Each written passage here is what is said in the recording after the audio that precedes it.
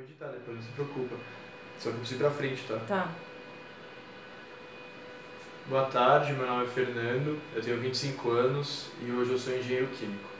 A maioria das pessoas, quando me conhecem, elas acabam se surpreendendo com o fato de eu ter servido o Exército Brasileiro, já que isso não é algo muito comum.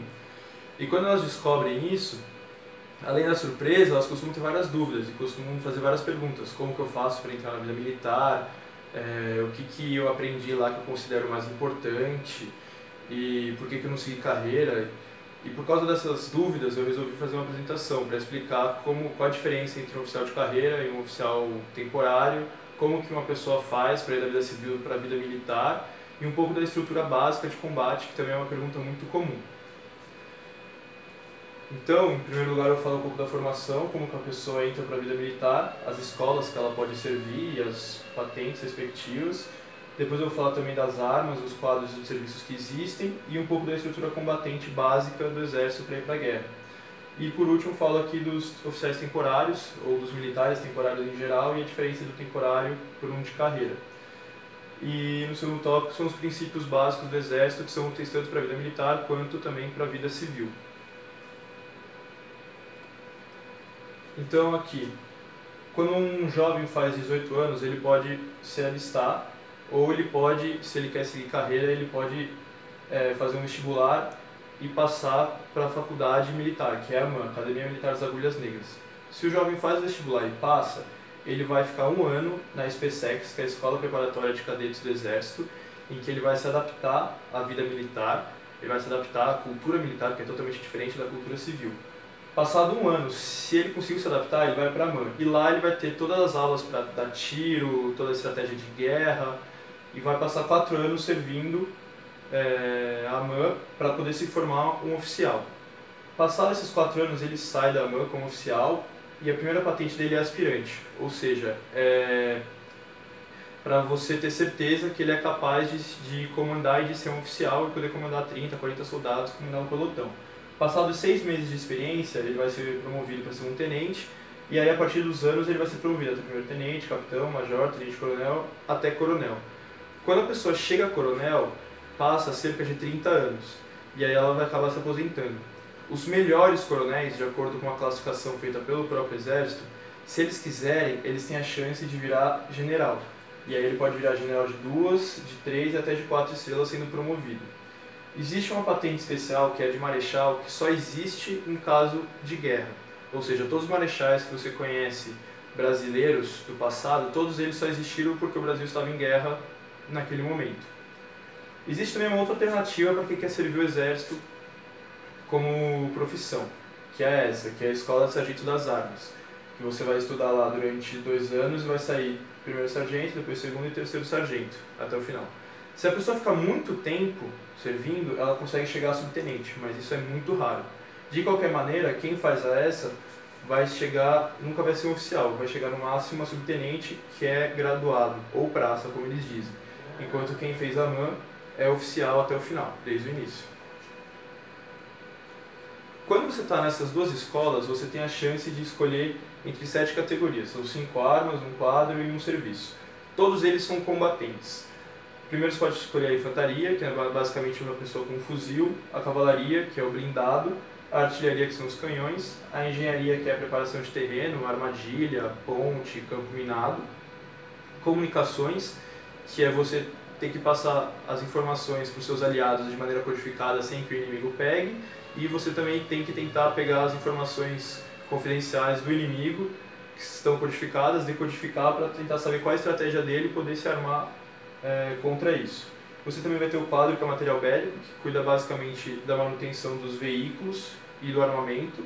E por último você vai ter o serviço de intendência, que cuida da roupa, da cama, do banho, da comida e de todo o resto.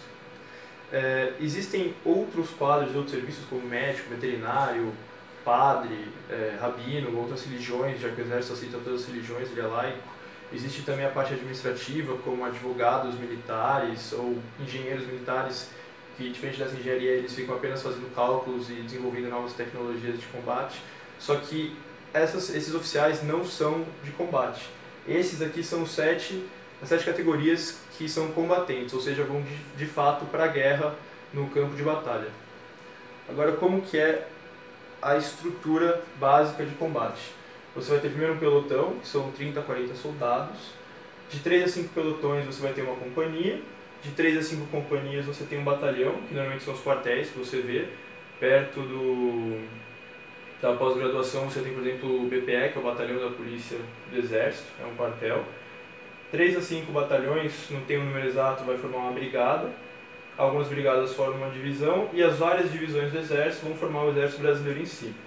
E cada um é comandado por um oficial, ou seja, um oficial subalterno, um pelotão, um oficial intermediário, companhia, um oficial superior, um batalhão, pode ser major, tenente coronel, coronel, e os generais são os oficiais generais. O general de 2 estrelas é de brigada, o de 3 estrelas comanda uma divisão, e o general de 4 estrelas comanda o Exército Brasileiro. A título de curiosidade, o CPUR, que foi o que eu fiz, que eu vou explicar mais pra frente, era um quartel, ou seja, um batalhão. E o batalhão ele funciona para infantaria, para engenharia e para comunicações. Quando se trata de cavalaria, tem o nome de regimento. Quando se trata de artilharia, tem o nome de grupo. E companhia, quando se trata de cavalaria, tem o nome de esquadra. E quando se trata de artilharia, tem o nome de bateria. Os nomes são diferentes, mas a função é basicamente a mesma. E essa estrutura, batalhão, companhia, pelotão, ele só funciona para as armas combatentes. Para as outras que eu tinha citado, elas não funcionam. Fica só na parte administrativa. Agora eu vou explicar a diferença do oficial de carreira para o oficial temporário e também o serviço militar obrigatório, que é um serviço em si que é temporário. O que acontece? O exército precisa de vários soldados, muitos soldados. Só que um soldado de 30, 40, 50 anos não é útil. Ele precisa de soldado jovem que tenha muito vigor físico. Então ele sempre vai renovar a sua frota de soldados, sempre vai estar pegando soldados de 18 a 19 anos. O que acontece por lei? Quando um oficial, um militar qualquer, completa 10 anos de serviço, ele não pode ser mandado embora. Isso para o exército é ruim. Então, é meio que posto, ou o exército tem essa ideia de que o militar temporário pode ficar no máximo até 7 anos. E depois, quando fez 7 anos, eles mandam embora, para não ter perigo de dar os 10 anos. Então ele está sempre renovando os seus soldados, ou então um soldado que fica durante alguns anos, faz um curso de formação de cabo, vira cabo, mesmo assim, passados 7 anos, ele é mandado embora, e vai sempre renovando.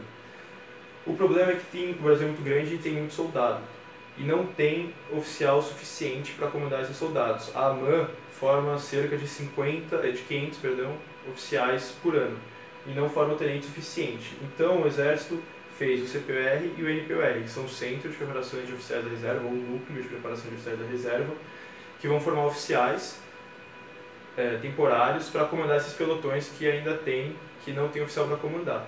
Então, em um ano de preparação, de treinamento, eu saio igual a um militar que fez a AMAN durante 4 anos. Eu saio como oficial, eu saio como aspirante, e aí eu vou poder comandar um pelotão.